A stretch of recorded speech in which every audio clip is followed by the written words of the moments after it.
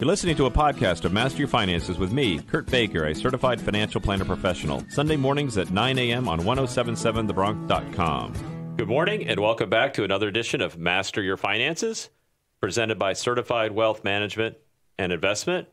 I am Kurt Baker, a certified financial planner professional located in Princeton, New Jersey. I can be reached at our website, which is www.cwmi.us. Or you can call me directly at 609-716-4700. We're very pleased to have with us today William, or Bill Keep, who is a PhD, who has served for 9 years as the Dean of TCNJ School, which is near and dear to my heart because my daughter went there, of business, before being named Interim Provost and Vice President of Academic Affairs. He also holds the rank of Professor of Marketing at the College of New Jersey. As Chief Academic Officer, Dr. Keep works closely with fellow administrators, faculty, and staff to support more than 50 degree programs delivering the rigorous and supportive educational experience for which TCNJ is known for. So you've got a long academic career, but one of the reasons we're here today that I want to talk about is you're also an expert in what is commonly known as multi-level marketing, but you have a different term for that. If you want to tell us a little bit about that and maybe how you got involved in it. Sure, and thank you for your interest, and thanks for inviting me today. We know this industry has harbored illegal pyramid schemes, and it's been a persistent problem in the industry, and one that I got involved in the mid-'90s.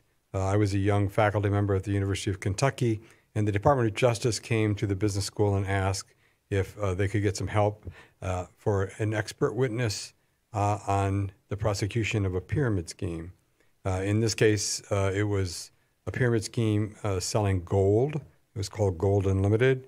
The prosecution was in Western Kentucky, and it was actually a criminal prosecution. So I worked with the Justice Department. It was my first research into the area and pyramid schemes, and the prosecution was successful, and the founders each got 10 years in prison. So that started me down the road. I started to learn more about it. I worked in a private case between Procter & Gamble and Amway. I was then attending a conference and met the senior economist at the Federal Trade Commission, Dr. Peter Vandernet, and he and I have since written 2 academic papers on this topic, and I've been involved in some state and federal cases. I just wrapped up a case with the Federal Trade Commission this year, and it was a Bitcoin-based pyramid scheme. All of these schemes claim to be operating a legal form of multi-level marketing or network marketing. And the problem, of course, has been, why can't we easily tell the difference? Why can't we easily tell the difference between network marketing and pyramid? Well, they give you an opportunity. They say, I'm just trying to think back to when I think everybody's been at some way, shape, or form touched by this, whether they've just been presented to, whether they've actually bought into certain ones. I know that I've done a couple of these when I was very young, tried these things, and it was always about getting in. Here's the terms I used to hear, right? Get in on the ground floor, build this base, just, it's a great product, and you're going to get it at a discount, and then you're going to sell it to your friends, and then you're going to get this recurring income. And the longer you're in it, the more money you're going to make, and you get all these different levels where eventually you're the guy sitting with a jet plane behind you in one of the commercials, right? That's right. That's exactly right. So it's kind of, I think it's the same story regardless of which one it is. And I guess I was exposed probably first time, I'm going to say probably late 70s, early 80s, I'm going to say. I don't know how. I know Amway was around then. I think at that time there was relatively few of them, but I believe a lot more started coming on board at that period of time. And then it kind of faded away and I got into like the real world, so to speak. Right. And they think they are in the real world, and they have a trade association that promotes that view all the time. The 1980s were, in fact, as you said, a very interesting time. That's when a lot of new ones came into being. And what happened there was in 1979, the Federal Trade Commission, after a number of years of investigation and a case before an administrative law judge, agreed that Amway was not an illegal pyramid scheme. And so, in fact, that's the only multi-level marketing company that's ever been publicly shown to not be a pyramid scheme. There are some people who take exception with that case and how the FTC handled it, but nonetheless, that's how it was resolved. After that, in the 1980s, we saw a whole rush of new companies, and they tend to spawn each other. In other words, the people who are successful in one will go and then create another one or join another one. But the building process that you described is a constant recruitment. And the danger here is the creation of what essentially is an endless recruitment chain. And the only real way to make money is to constantly recruit others. And if, in fact, that was completely known and transparent and we knew what the numbers were, then that may be one thing. But the reality is that there's a lack of transparency in this industry in a lot of different ways. And so, in fact, people join with no sense of probability of success and actually no sense of the path to success other than some generic path that gets kind of printed in brochures. Right, which is usually written on a little pyramid. Yeah, sometimes. Ironically, you should say that.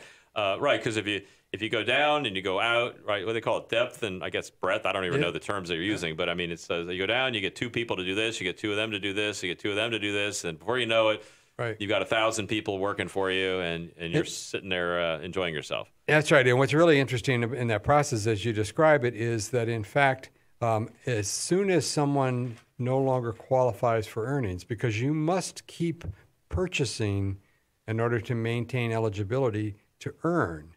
And so one of the sort of vocabulary terms that I take exception to is that the industry claims that these distributors are selling when in fact the only thing we know for sure is that they're buying.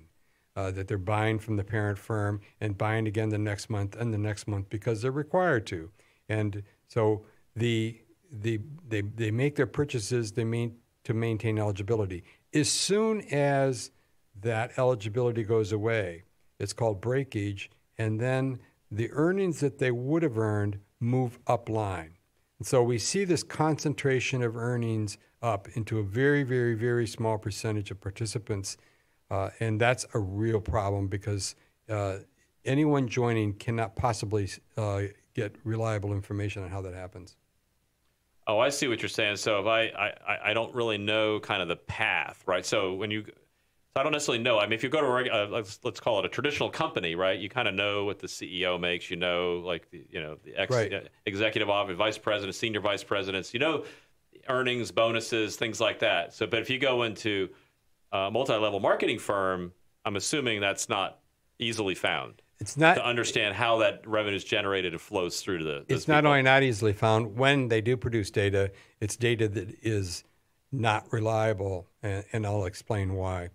Some multi-level marketing companies have released what are called earnings statements, and they describe the percentage of distributors who were eligible for earnings, the percentage of distributors who earned zero, the percentage who earned $500 or $1,000, the percentage that earned over $100,000, et cetera.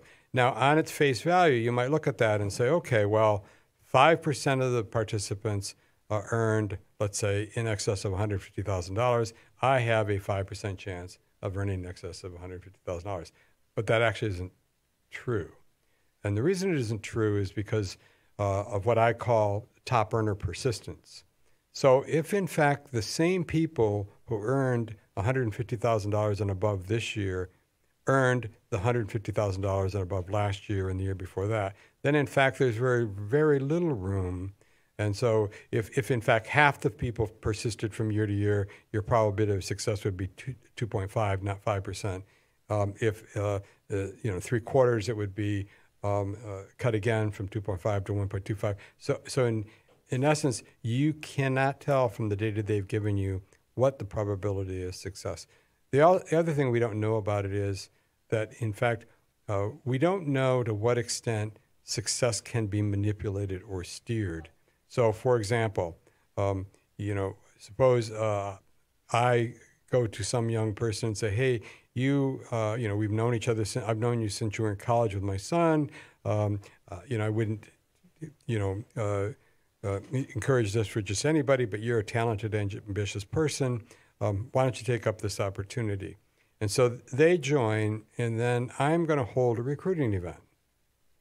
So I hold a recruiting event. Now, I could invite anybody in my downline to that recruiting event, but I invite this person. And that person is then primed to have a new downline built underneath them. And so we don't understand sort of the politics of success inside of multi-level marketing. We don't understand the probability of success. And those in and of themselves are genuine concerns and have been problems literally for decades. But there is also a bigger problem, and that is misrepresentations, marketing deception, and even outright fraud. So the first evidence we see of it is claims by the FDA against a multi-level marketing company called Nutrilite in the late 1940s, early 1950s. And they were claiming that their distributors were making false product claims. These products can't do what you claim they can do. And of course, that reinforces the view that you described earlier when you said that someone recruits you and say, this is a really good product. Well, if we pump up what the product is capable of, and in fact, from that period, late 1940s to the early 1950s, until right now, we can demonstrate that misrepresenting what products can do is a common practice in the industry. That's a very interesting point. We're going to definitely pick up on that after the break. You've been listening to Master Your Finances. I'm here with Bill Keep, talking about multi-level marketing or pyramid schemes, and we'll be right back.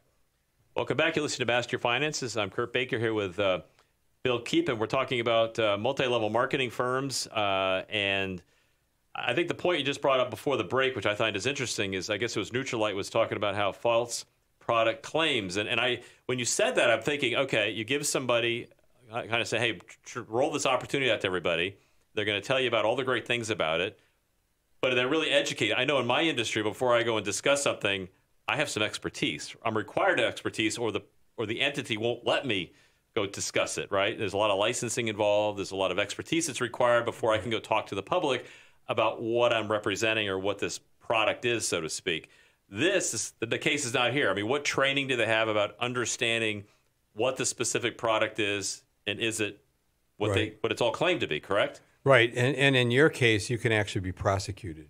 That is for sure. If you misrepresent your financial advice is a misrepresentation.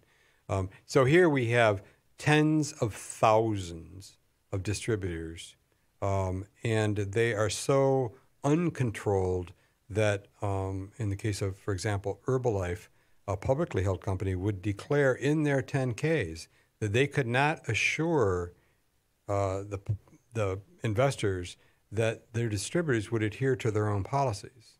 That's not a good thing. And they're saying it literally in writing year after year in their annual 10K. So the issue of false product claims has been around for a very long time.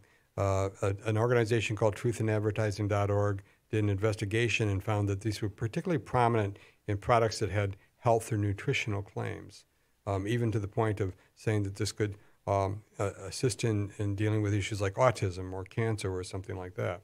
The other area where we're getting a lot of false claims is in earnings or income statements, income claims. So when people say, I made $70,000 last year doing this, or I made $70,000 last month doing this, when people say that, there really is no way to verify it. And unfortunately, there's a vested interest inside of the organization to allow these statements to stand. So it becomes part of the lore of the organization and of the culture. And so we know for sure that people have later admitted that they lied about how much earnings that they have been able to get through multi-level marketing. So we know for sure there's some false earnings going on. We know for sure there's some extreme income claims being made. And what we call, I know you mentioned the private jet plane, what we would call lifestyle videos. These videos of people in fast cars and fancy boats and fancy airplanes or house in Maui or et cetera, all trying to convey this image of extreme success. And the interesting thing is that there's two things that they say consistently in the industry. One is success is based on hard work, and two is everybody can do it. First of all, I'm not at all convinced that success is based on hard work. And the second thing is, while maybe anybody can do it, everyone can't do it. Because if everyone does it, and nobody's going to make that kind of money. True. You run out of other people. Yep. And it won't move up line. Right. So if everyone was out there succeeding at this, the earnings would be spread out more thinly across a large number of people, and the entire industry would change. The industry persists like it does with the stories that it has because a small number of people make a heck of a lot of money by the recruitment of a large number of people who will make nothing. Right. It's very interesting. And I think in the last time you brought up how what they tend to do is they'll start one. So if I'm one of that small group, I don't know what the group number is. I'm going to about 5, 10, 20 people. I don't know how you can tell. You probably tell me better than I'm just guessing. Right. And then they turn out and they go, okay, well, here's another product I'm going to sell. And here's 2 or 3 people in the previous organization that were doing really well. So let me bring those 2 or 3 really good salespeople in and start this next XYZ program. Right. And the 5 or 10 of us are going to go out. Correct. And recruit our existing friends and family and our existing database, really. They're going to go back and re-recruit, is what I'm envisioning. Right. Is that what happens? They will do that, and it is not, by the way, unusual for people to have sort of repeat joiners, thinking, well, maybe it's this one I will be successful at. But there's also, they'll take the model and they'll move it into sort of a new market. And so a few years ago, right here in our area, there was a company called Vemma, V-E-M-M-A. And Vemma decided that what they would do is they would build their model on college students, and even did some recruiting in high schools. So I literally had a student stop me in the hall over at TCNJ, and he knew of the work I had done. And he said, do you know this company's recruiting on our campus right now? And so I found it very interesting. And about that time, this nonprofit, truthandadvertising.org, got interested in Vemma. And all of a sudden, we started getting all kinds of emails and phone calls. I talked to students at the University of Toronto. I talked to students at universities out west. I talked to a high school student in Pennsylvania.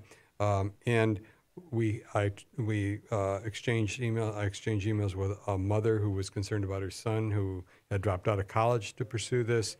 So eventually, the FTC took notice, and they prosecuted Vemma as a pyramid scheme.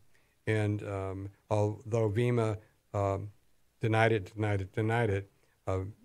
what the FTC does, which is they're inclined to do, is to get the companies to agree to certain kinds of changes, and they're sufficient enough so the company can't recover from it. The problem with a pyramid scheme from the company's perspective is if you're operating a pyramid scheme, it's an existential prosecution. You will no longer exist as a company if they're successful prosecuting you. And so that's why Herbalife was so set to fight hard when Bill Ackman went after them. And it's when we see big money being spent to try to prevent this prosecutions, then we end up with literally companies fighting for their life. Interesting. Wow. So how do some of those prosecutions flow through? Because as you said, the data seems to be difficult to find. Right. And how does the FTC, how do they approach this from a prosecutorial standpoint? That's a really good question, because we're actually in a sort of pivot point right now. The FTC has always taken the same position. And of the 27 significant FTC prosecutions that I know of, the FTC was successful in all 27. And so they've been very successful with their approach. And their approach has been that if you are not a pyramid scheme, then you must have good evidence of the success of your product in the marketplace. In other words, beyond distributors. If the only thing that is keeping your company going and the only thing that is generating these significant rewards that you're touting to potential recruits is the purchases of distributors themselves, and these purchases are required in order for those distributors to be eligible for an earning, then in fact it isn't even clear that you have a viable product for the marketplace. And what we found in the two recent cases, the Vima case and a case called Burn Lounge. In Burn Lounge, it was a relatively small scheme, about $20 million or so. The FTC was successful in closing them down. They appealed it and went to the appellate court level, the Ninth Circuit. And that was interesting because the Ninth Circuit was very clear in their decision, which was to uphold the lower court, the successful prosecution, is that Burn Lounge could not demonstrate what the court called market demand, or maybe they used the term consumer demand. But the point was that it wasn't sufficient to demonstrate that your distributors wanted to buy the product. Now, the reason I mentioned that we're at sort of a pivot point is ever since those two prosecutions, Vima and Burn Lounge, the industry has pivoted and tried to say, and it's actually gotten congressional supporters to introduce legislation that said it doesn't matter who buys the product. Really? Right. And that's a big difference. Because that is a huge difference because I'm just thinking about a large company. That's like saying that, I don't know, Johnson & Johnson, our company employees are the ones that buy our products, but nobody else does. Correct. It's very similar. That would be very odd to me. And we reward them for doing that. Yeah, I'm just thinking out loud now. It's like, to me, that would be just odd. That nobody else outside of the company really buys them. Right, and you can see how, as a business model, in order to sustain any kind of significant rewards, you would have to keep bringing in new employees. And so what's happening there is then the model looks to be very, very much like endless chain recruitment. Now, the industry's defense is if people want to buy the product and use the product, then what's the problem? They just join to be a distributor to get the wholesale price. We're like, okay, well then why do we have this business model? If basically the argument is that this is kind of like a buyer's club, you join in and you get a discount. Why are we rewarding this ongoing recruitment like we're doing? Because what we find, if you compare to customer loyalty in true buyers clubs, like Costco or something, and customer loyalty in multi-level marketing, you'll see they're exactly the opposite. In other words, high customer loyalty in true buyers clubs and low customer loyalty in multi-level marketing. And so it isn't operating like a buyers club. And so if it's not a buyers club and you're doing a lot of recruitment, what is it? But this is a politically powerful company. Right. And I want to talk about that after the break.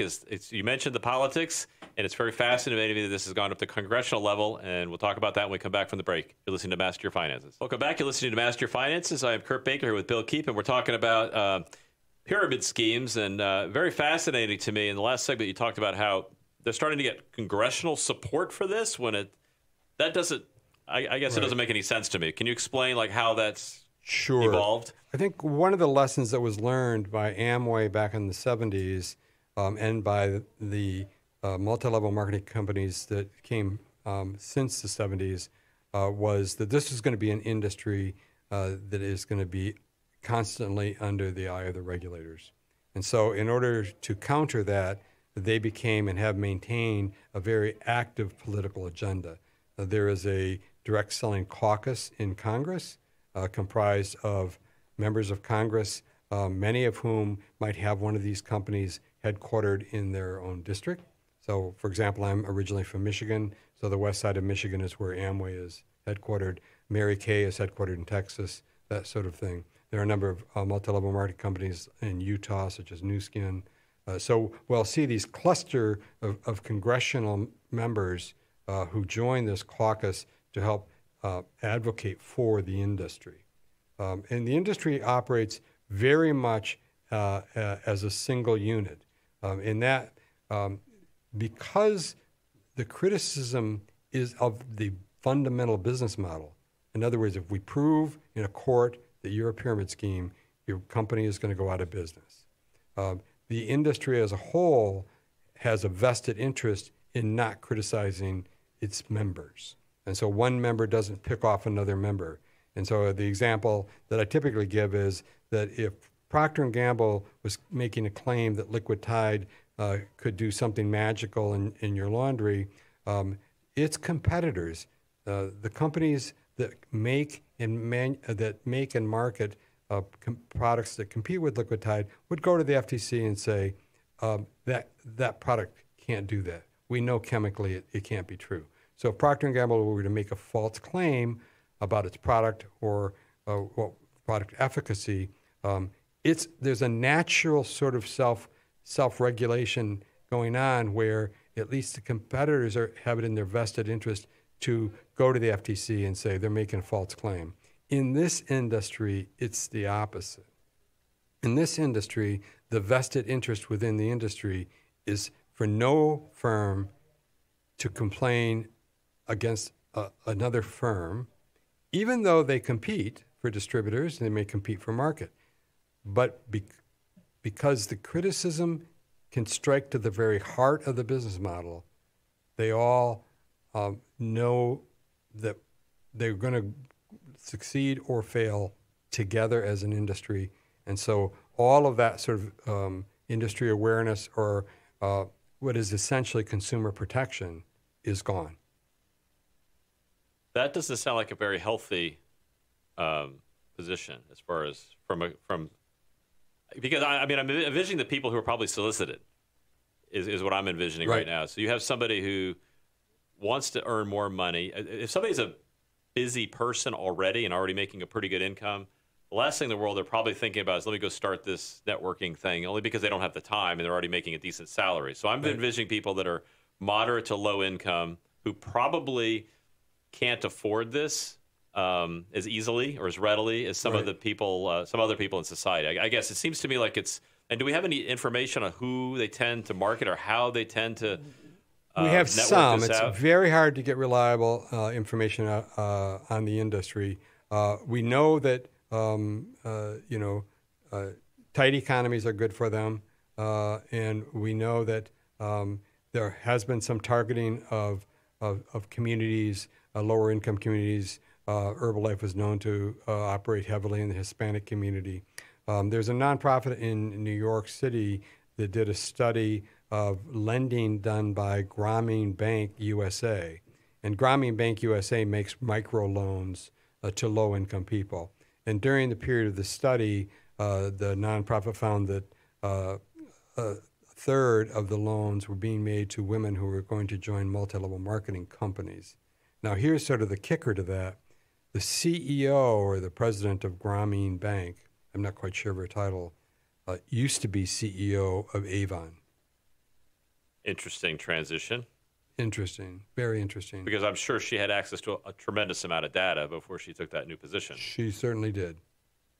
And yeah, it's not direct evidence, but certainly is suspect to. It's very bothersome. She would do that and how. I mean, I've often described this industry as a troubled industry. They clearly see it differently, and they will point to the fact that people can make money at this, and that they do have products that perform. In other words, if a company is selling even in the case of Vima, it was a nutrition product. In many cases, if you follow the directions, you will lose weight or you will do whatever, just like if you would have bought something down at GNC or something and followed the directions. Right. Typically, we find that the margins on these products are quite a bit higher than we would normally see in a retail store, and that helps to account for the flow of earnings upline. And so it's a very interesting kind of business that people casually get into and get out of. We know from an AARP survey that at least half of those people in the survey said they lost money. Another I think the actual percentages were like 47% said they lost money, and another 20-some percent said they didn't make money. But there is also an opportunity cost. I mean, your time is worth something. And so the reality is that the probability of making anything is very low, and that you will be, in order to remain eligible for earnings, you will be spending money on products that probably are higher priced given the quality relative to what you could buy in a store. So if you're in one of these income categories that we described, and you mentioned college students, I mean, that's kind of disturbing, or high school students being asked to, I mean, they're generally not the wealthiest of our society, asking them to get involved in something like this, and when they're literally trying to get started in their careers. And you mentioned the one lady, her son actually quit college to start something like this. So right. He needs to finish his education as well. Right. You don't want actually to the patter from VEMA recruiters themselves was that you don't need to study college. Your business professors don't know anything. That's even worse than I thought. Yeah, they don't know anything about business, otherwise they'd be rich. And so therefore, you don't need to do this. We're going to teach you how to do this. And unfortunately, and this is not just true in VEMA, but in other multi-level marketing companies, if you're not succeeding, their answer is that you need to double down. You need to buy in even more. You need to go to more seminars that cost you money. You need to hire a coach or a consultant that will cost you money. Yeah, there's a whole coaching industry out there for this. Is it really? Yeah. It's a very interesting industry where the average person only sees the tip of the iceberg. Wow. So what do we do? I mean, I know you're prosecuting. I mean, is it kind of like they're growing faster than you can tamp them down, or is it? Well, I mean, you have Congress involved at some point. You said, they're soliciting Congress. I mean, is there anything happening on a congressional level? I mean, I'm trying to envision what's the right. direction we're headed here now. Right. I'd say that there's no single direction. We happen to be in an environment where the President of the United States had his own multi-level marketing company and had lent his name to another multi-level marketing company. And so that doesn't bode well for sort of the general tone inside the executive branch of the administration. The Federal Trade Commission has continued to bring some suits, and they did put Herbalife into a 7-year monitoring situation. Some states have brought cases. There is a case right now. The state of Washington has brought against a company called LuLaRoe. So there are some activities. We've really gotten a big boost, and I know I've mentioned this organization a couple times now, but truthandadvertising.org is about a 7-year-old nonprofit that has done a tremendous amount of work in exposing false statements and product claims, income claims with regard to multi-level marketing. That's not all they focus on.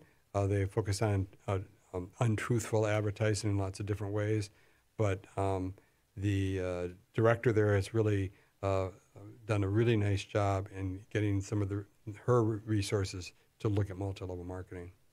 So that's kind of where we are. There are a small number of us in the country who help prosecute these cases. But unfortunately, and this is really appropriate since we're sitting here at Rider University, there are probably more than 200 faculty members at universities around the country who operate in an affirmative way for the industry. So the industry has an education arm called the Direct Selling Education Foundation, and they dole out money to faculty in the form of grants, and there are other kinds of perks if you associate with them. And then in the hopes of those faculty talking favorably about this industry in their classes, in their writings, or whatever. And I'm talking about faculty at all kinds of universities, including Northwestern University. Wow, that's fascinating. Coming up on a break, we'll be right back. You're listening to Master Your Finances. We'll talk more about Multilevel Marketing when we come back just in a few minutes. Welcome back. You're listening to Master Your Finances. I am Kurtis Baker here with Bill Cook, and we're talking about and we're talking about how this is going into higher education, which to me is a little concerning if you're literally having people with reputations and schools with reputations encouraging people to follow a path which has a very low probability of success. Right. And it's happening in at least a couple hundred campuses or more around the country. And it's bothersome for a couple of reasons. First of all, we happen to be in a period of time, and this may be hard to believe, but I think this period of time will not last forever. But we're in a period of time where entrepreneurship is positioned as sort of the panacea. It's going to solve all of our problems. Everybody's going to be an entrepreneur. Entrepreneurial firms are going to solve all of our problems. Entrepreneurs are the secret to the future, so to speak. And so this opportunity is presented, this multi-level marketing opportunity is presented as a form of entrepreneurship. You're going to build your own business. The irony here is, of course, that the failure rate in multi-level marketing is much, much, much higher than any other kind of a startup.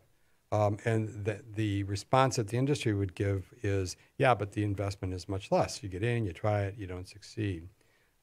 But because of all the other problems I described about whether or not, in fact, you must mislead people to succeed, that's left out of the equation.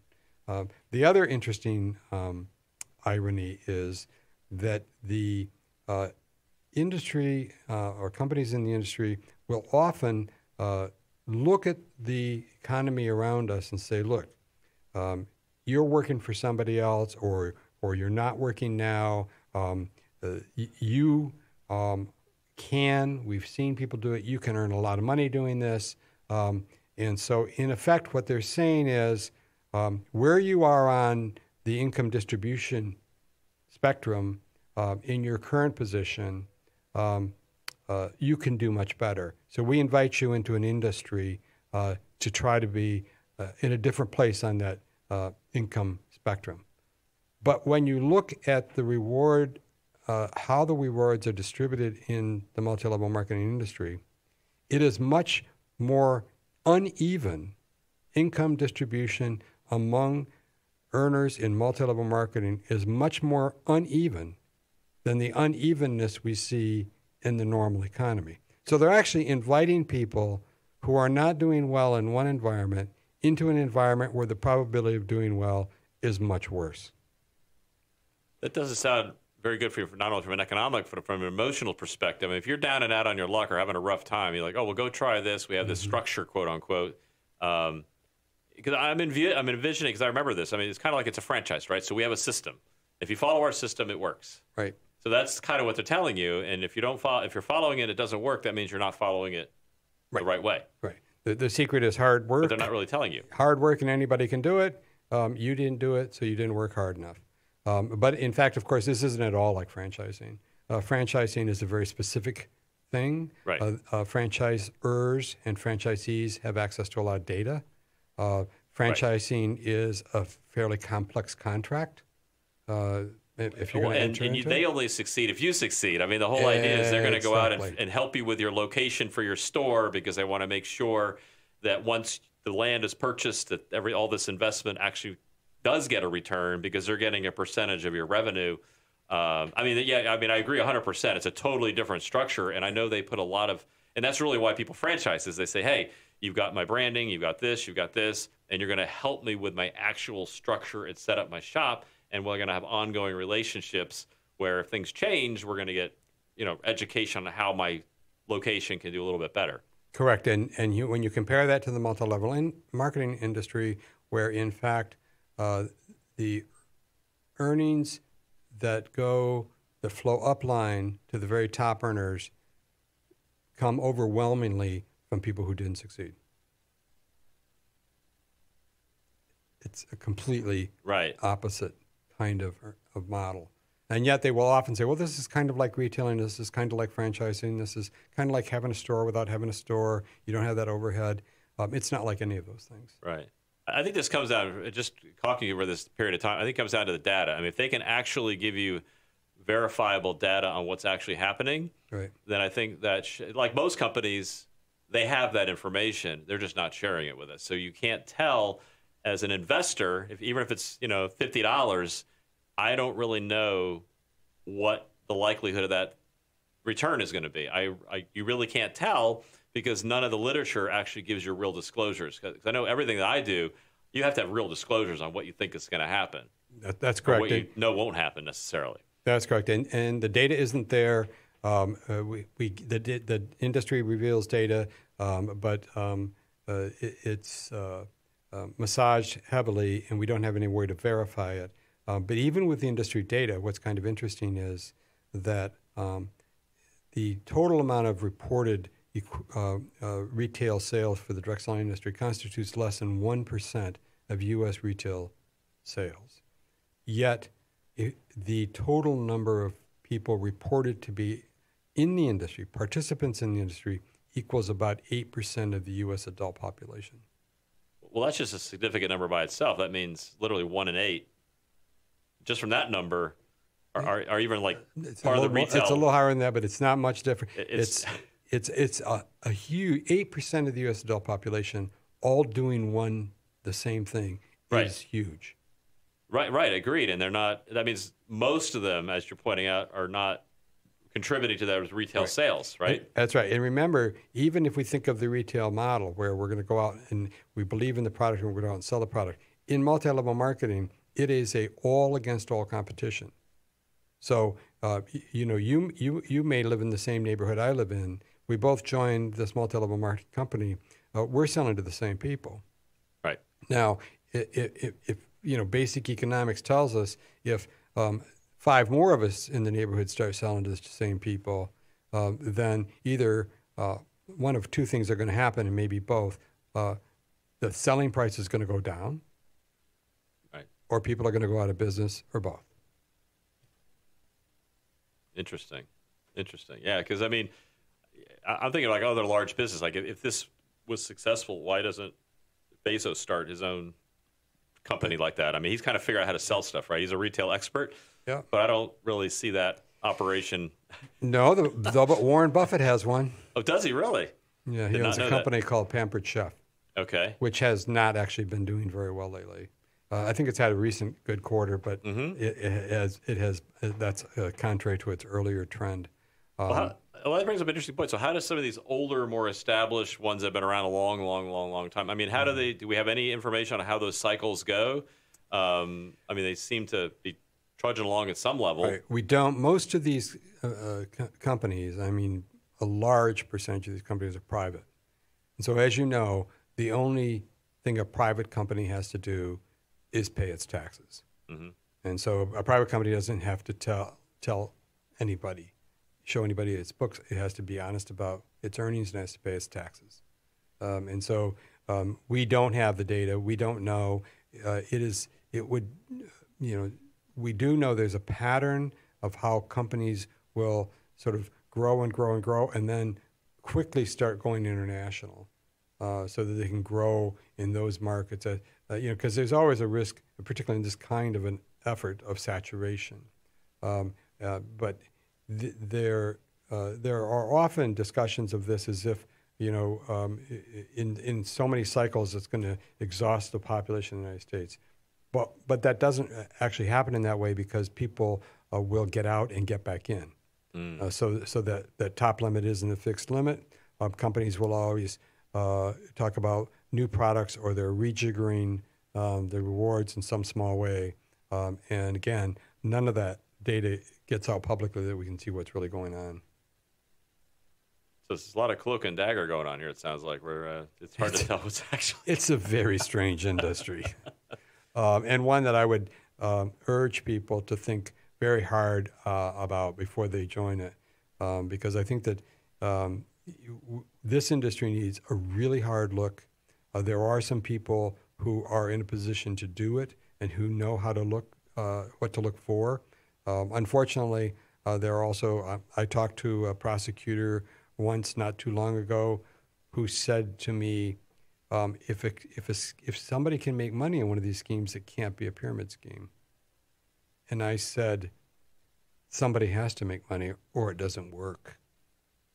We have to have success in order to have the fraud. All right. Right? That would make sense. Somebody's making money. They wouldn't create the organization, correct? Exactly. And you have to show people. Otherwise, that's the lure, right? Right. I'm going to attract you in because I've just demonstrated how successful you can be. But you won't be. Wow. That's incredible. So any last thoughts that we should spread around before we... I think real hard about it before you join it. And I have looked at a couple of earnings statements. And basically what you're going to find is distributors and even some of these large companies make less than what they would make working, part-time at minimum wage. Well, there you go. There you have it. So advice is try to find something else to do. These have a very low probability of success. So try to stay away. You've been listening to Master Your Finances. You can follow us on Facebook, as well as listen to this podcast and all our podcasts and subscribe at masteryourfinances.us. And remember that together we can master your finances. You can enjoy financial peace of mind.